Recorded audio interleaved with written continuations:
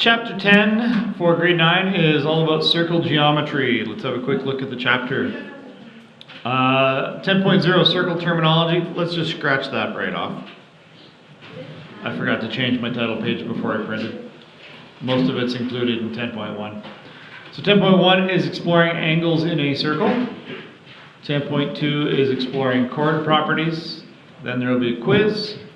And then 10.3 is all about tangents to a circle, followed up with some review, and then our exam on the chapter. So let's get started with 10.1, exploring angles in a circle. So there are some definitions that we need to deal with. And we start with a chord. Make sure you put this to your memory. A chord is a line segment with both endpoints being on the outside perimeter of the circle. So an endpoint is on the edge of the circle. So if you've got a line that goes from one point on your circle to another point through the circle, that's called a chord.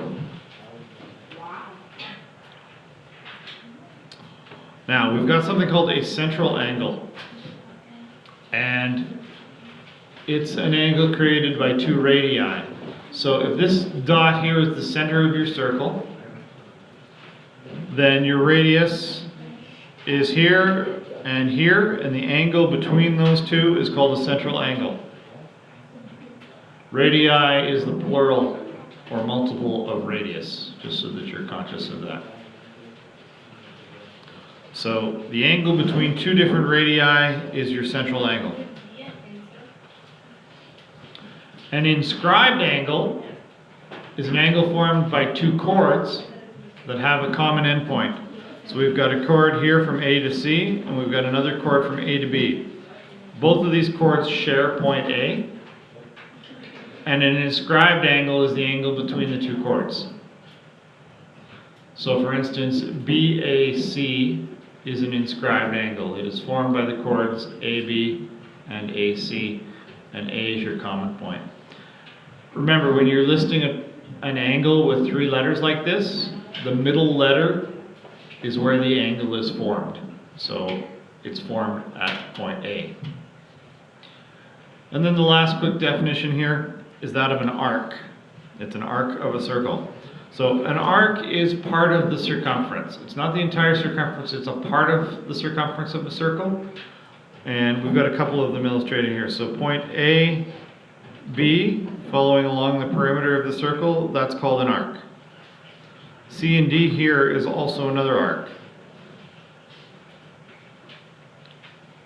So that's what an arc is. Now, we're going to link some ideas together here. And you're going to need to remember these things in order to solve circle problems. Okay, first rule up, inscribed angles. If two inscribed angles share the same arc, they are congruent or equal. So we've got points R and S. They form an arc. But here we've got an inscribed angle from R that meets at point A, and here's another one from R and S that meets at point B. They have the same endpoints, R and S, but they've got a different midpoint. But with this rule, that means that this angle here is the same as this angle here. And if you had point C way over here, it would have the same angle as well. Doesn't matter where this point is along the circle, they would share the same angle. So that's the first rule that you need to learn, is the inscribed angles.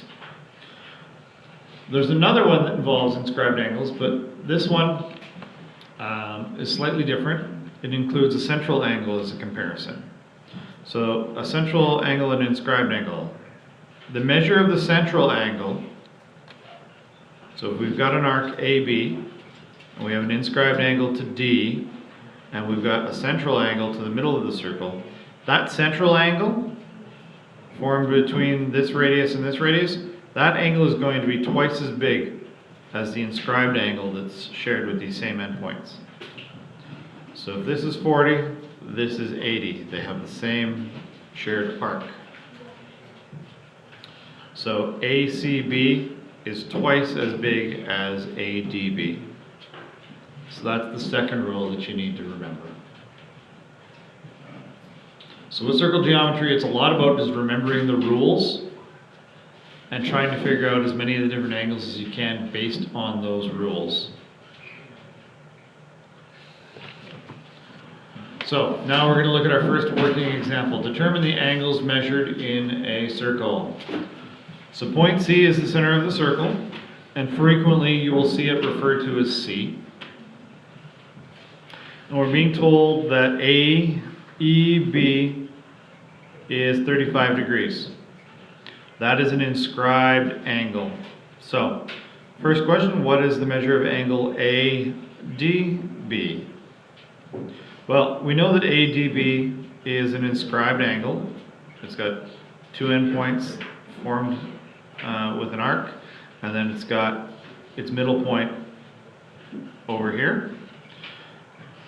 Based on the inscribed angle rule, we know that two inscribed angles that share the same arc are going to be the same angled measurement. So, based on that, because the angles share the same arc, AB, then we know that AEB, and we know that AEB is 35 degrees, so we also know that ADB is 35 degrees.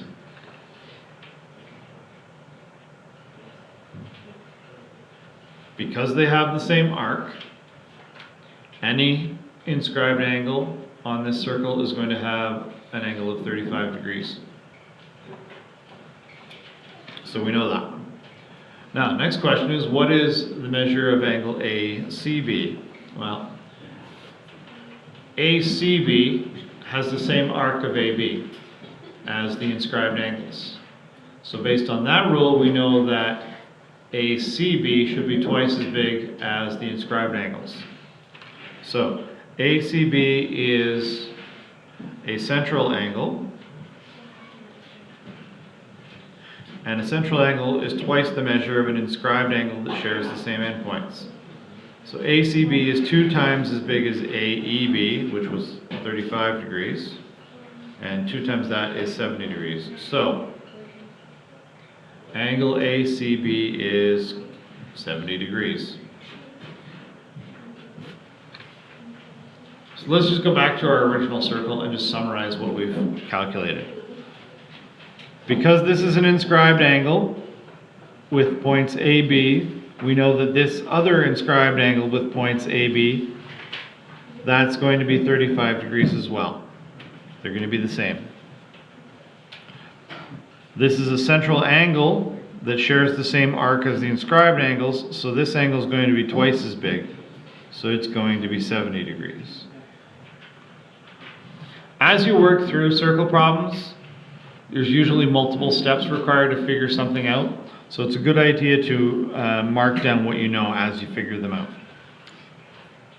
Alright, what's the next page? The next page is a show you know to practice using inscribed angles and central angles. So please go ahead and give that a try.